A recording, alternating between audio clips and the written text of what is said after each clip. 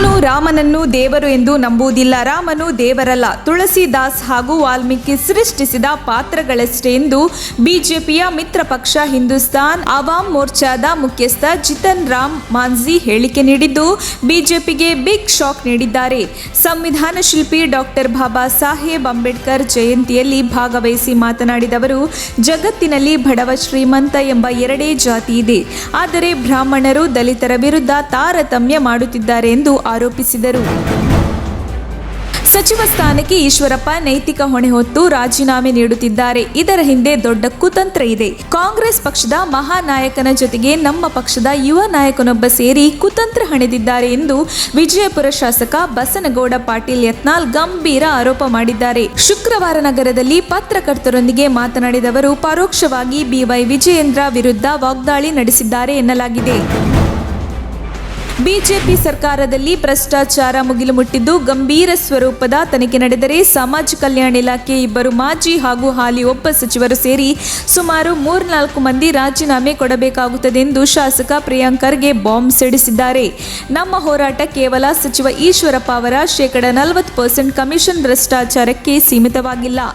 ಒಟ್ಟಾರೆ ಭ್ರಷ್ಟಾಚಾರವನ್ನು ಕಿತ್ತೊಗೆಯುವುದಾಗಿದೆ. ಭ್ರಷ್ಟಾಚಾರದಿಂದ ಜನರಿಗಾಗುತ್ತಿರುವ ಅನ್ಯಾಯವನ್ನು ತಡೆಯುವುದಾಗಿದೆ ಎಂದಿದ್ದಾರೆ. ನಮ್ಮ ನಾಯಕ ಈಶ್ವರಪ್ಪ ಅವರ ಮೇಲೆ ಗೂಬೆ ಕೂರಿಸುವ ಯತ್ನ ಮಾಡಲಾಗ್ತಿದೆ. ಸಂತೋಷ್ ಆತ್ಮಹತ್ಯೆ ಬಗ್ಗೆ ನಿಷ್ಪಕ್ಷವಾದ ತನಿಖೆ ನಡೆಸುತ್ತಿದೆ. ಸ್ವಚ್ಛ ಮುತ್ತುಗಳಂತೆ ಕಾಂಗ್ರೆಸ್ ನಾಯಕರು ವರ್ತಿಸುತ್ತಿದ್ದಾರೆ ಎಂದು ಸಿಎಂ ಬಸವರಾಜ ಬೊಮ್ಮಾಯಿ ಕಿಡಿಕಾರಿದ್ದಾರೆ. ಈಶ್ವರಪ್ಪ ಪರ ಬ್ಯಾಟಿಂಗ್ ಮಾಡಿದ ಸಿಎಂ ಬೊಮ್ಮಾಯಿ, ಸಾವಿನ ಮನೆಯಲ್ಲಿ ರಾಜಕೀಯ ಲಾಭದ ಎಣಿಕೆ ಬುದ್ಧಿ ಬಿಡಿ. ವಿರೋಧ ಪಕ್ಷವಾಗಿಯೂ ನೀವು ವಿಫಲರಾಗಿದ್ದೀರಿ. ಇನ್ನು ಕೇಂದ್ರದ ರೀತಿ ರಾಜ್ಯದಲ್ಲೂ ವಿಪಕ್ಷ ಸ್ಥಾನ ಕಳೆದುಕೊಳ್ಳುತ್ತೀರಿ ಎಂದು ಕಿಡಿಕಾರಿದರು.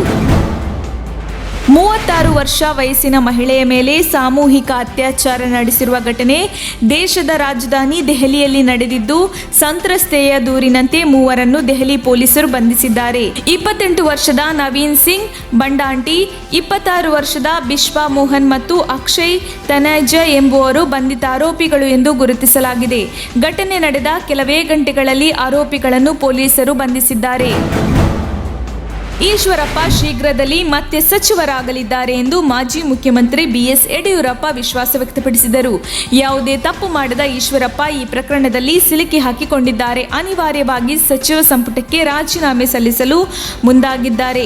ಯಾವುದೇ ಅಪರಾಧವಿಲ್ಲದೆ ಇದ್ದರೂ ರಾಜೀನಾಮೆ ನೀಡುವಂತಾಗಿದೆ.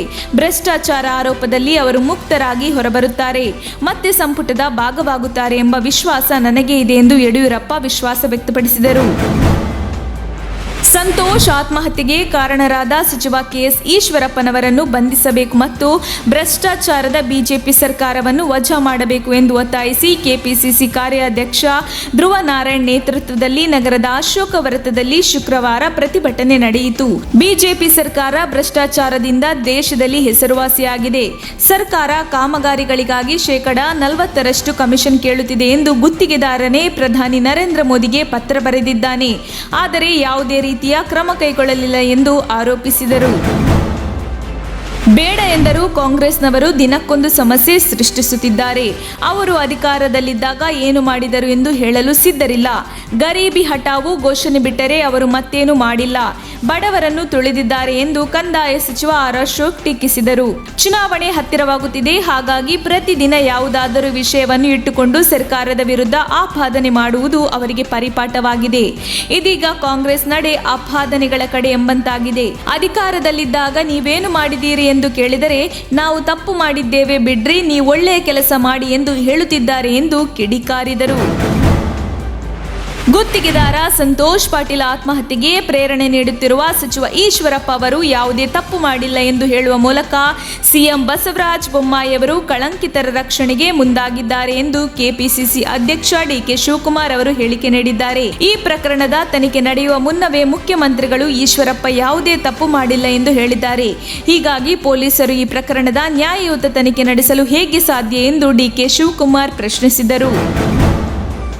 ಸಚಿವ ಸ್ಥಾನಕ್ಕೆ ರಾಜೀನಾಮೆ ನೀಡುವ ಬಗ್ಗೆ ಈಶ್ವರಪ್ಪ ಅವರೇ ಸ್ವಂತ ನಿರ್ಧಾರ ಕೈಗೊಂಡಿದ್ದು, ಪಕ್ಷವೊಲ್ಲದ ಮನಸ್ಸಿನಿಂದ ರಾಜೀನಾಮೆ ಸ್ವೀಕರಿಸಿದೆ ಎಂದು ಕೇಂದ್ರ ಸಚಿವ ಪ್ರಹ್ಲಾದ್ ಜೋಶಿ ಹೇಳಿದ್ದಾರೆ.